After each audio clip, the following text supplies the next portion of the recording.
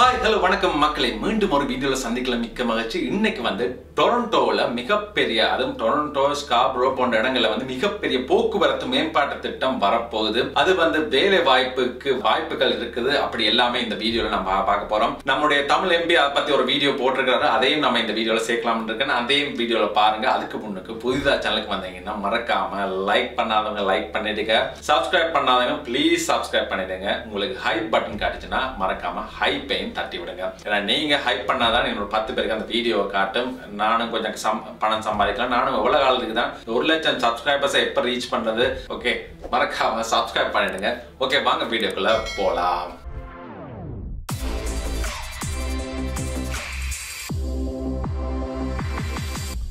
Toronto ஸ்காப்ரோல வந்து நடைபெறும் ஒரு மிகப்பெரிய போக்குவரத்து மேம்பாட்டு திட்டத்தை பற்றி நம்ம இந்த வீடியோல பார்க்க போறோம். இந்த திட்டத்தால நாம என்னெல்லாம் மாற்றம் வரப்போகுது, நம்ம தமிழர்களாக இருந்தாலும் புலம்பெயர்ந்த மக்களாக இருந்தாலும் அவங்களுக்கு என்னென்ன வேலை வாய்ப்பு வரப்போகுது அப்படின்றது எல்லாமே நம்ம இந்த வீடியோல பார்க்க போறோம். நம்முடைய எம்பி என்ன சொல்லியிருக்கிறாருன்றதையும் நம்ம இந்த வீடியோல காட்ட போறோம். அதனால ஃபுல்லா இந்த வீடியோ பாருங்க, மறக்காம சப்ஸ்கிரைப் பண்ணிடுங்க. ஓகேயா? கனடா டொரண்டோ ஸ்காப்ரோ பகுதியில் உள்ள மைய நிலையத்துல வந்து சுரங்கப்பாதை நீடிப்பு திட்டத்தின் முதல் கட்ட கட்டுமான பணிகள் வந்து தொடங்கப்பட்டிருக்குது. இதை பாத்தீங்கன்னு சொல்லி பார்த்தோம்னா ஒன்டாரியோ அரசின் கிரேட்டர் டொரண்டோ பகுதியில தான் வேகமான போக்குவரத்து மேம்படுத்தும் முயற்சியின் ஒரு பகுதி அப்படி என்றும் சொல்லலாம். இந்த நீட்டிப்பு டொரண்டோ போக்குவரத்து ஆணையத்தின் லைன் 2 கென்னடி நிலையத்திலிருந்து ஷெப்டர் அவென்யூ அப்புறம் மெக்கோவன் சாலை வரை 7.8 கிலோமீட்டர் வரைக்கும் விரிவாக போகுது. இந்த திட்டம் முடிவடைந்ததும் ஒவ்வொரு நாளுக்கும் கிட்டத்தட்ட 1,05,000 பயணிகள் வந்து சேவை பெற முடியும் அப்படி என்று சொல்லி எதிர்பார்க்கப்படுகிறது. அது மட்டும் இல்லாம 38,000 பயணிகள் அவர்கள் இருப்பிடத்திலிருந்து நடந்து செல்லும் தூரத்தில் உள்ள போக்குவரத்து வசதியை அளிக்கும் அப்படி என்றும் சொல்லப்படுது. ஸ்காபரோ பகுதியில் வந்து ஆரம்ப கட்ட பைலிங் பணிகள் வந்து தொடங்கப்பட்டிருக்கு. ஸ்காபரோ மத்திய நிலையம் பாத்தீங்கன்னு சொன்னா போக்குவரத்து நெரிசல் இருக்கிறப்ப 10,000க்கும் மேற்பட்ட பயணிகள் 7,000 பயண இடைமாற்ற வசதிகளை அளிக்கும். அது மட்டும் இல்லாம கட்டுமானத்தின் போது ஒவ்வொரு ஆண்டும் கிட்டத்தட்ட 3,000 வேலை வாய்ப்பு உருவாகும் அப்படி என்றும் சொல்லப்படுது. இன்னொரு விஷயம் என்னன்னு சொல்லி பார்த்தோம்னா ஒரு புதிய பஸ் முனையம், அதாவது பஸ் டெர்மினல் இங்க இணைக்கப்பட போகுது. அது வந்து பல்வேறு நகரம் அப்புறம் புறநகர் பஸ்ஸுகள் வந்து சேர்றதுக்கும் இடம் அளிக்கப்படுது. இந்த பஸ் பயணிகள் ஏறும் இறங்கும் ஒரு முக்கிய இடமாக செயலளிக்க போகுது. பெரும்பாலும் கோ பஸ்கள், முனிசிபல் பஸ்கள் அப்புறம் சில நேரங்களில் தொலைதூர பயணங்கள் ஆகியவற்றை இங்கு தங்கும் அப்படி என்றும் சொல்லப்படுது. இந்த பஸ் டெர்மினல்ல தங்கப்படும் அப்படி என்றும் சொல்லப்படுது.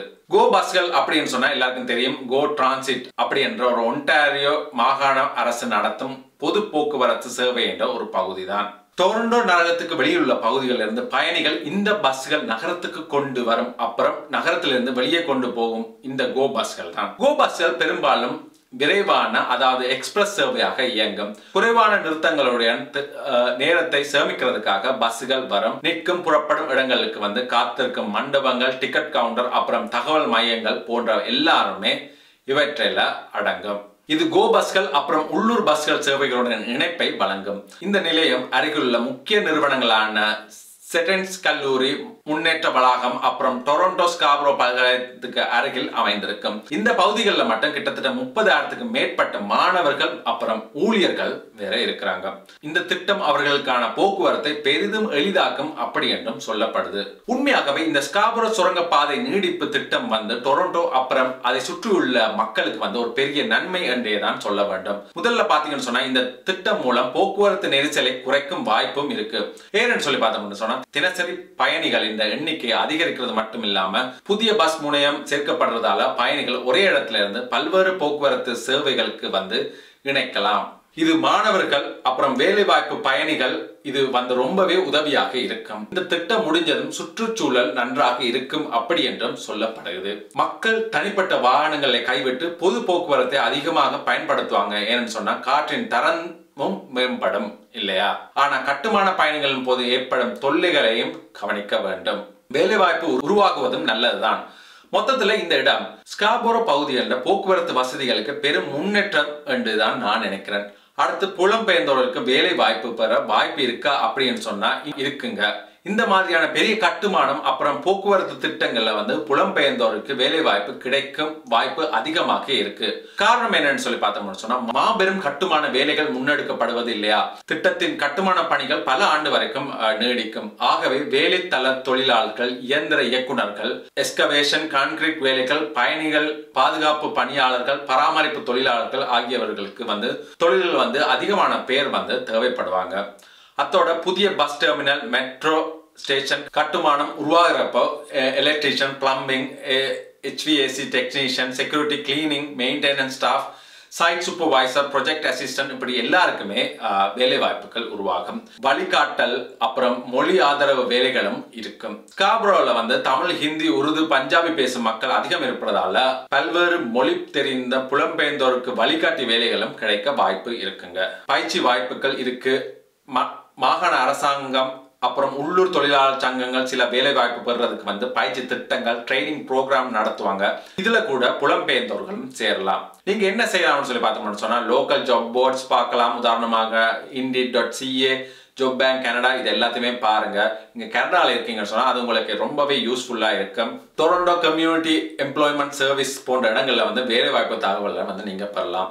அப்ரெண்டிஸ் ப்ரோக்ராமுக்கு விண்ணப்பிக்கலாம். ஆனா அது நிறுவனத்தின் உண்மை தன்மையை புரிந்து கொண்டு எல்லாம் தெரிஞ்சுக்கிட்டு போய் சேருங்க. யூனியன் பேஸ்ட் ஜாப் இதற்கு உதாரணம். கன்ஸ்ட்ரக்ஷன் யூனியன் இப்படி பல புலம்பெயர்ந்தோருக்கு நல்ல ஆதரவை தரும். இதெல்லாம் பத்தி நீங்க என்ன நினைக்கிறீங்க? இந்த திட்டம் நம்முடைய வாழ்க்கையை எப்படி செம சிம்பிளிஃபைடா பண்ண போகுது என்றது எல்லாத்தையுமே நீங்க கனடால இருக்கீங்கன்னு சொன்னா மறக்காம கமெண்ட் செக்ஷன்ல கமெண்ட் பண்ணுங்க. உங்களுக்கு இந்த மாதிரியான பயனுள்ள உண்மை தகவல்கள் பிடிச்சிருந்தா வீடியோக்கு மறக்காம லைக், ஹைப் மற்றும் சப்ஸ்கிரைப் பண்ண மறந்துடாதீங்க. மீண்டும் இதே மாதிரி ஒரு வீடியோல சந்திப்போம். அது வரைக்கும் விடைபெறுவது உங்கள் அன்பினான. See you on another video. Cheers மக்களே.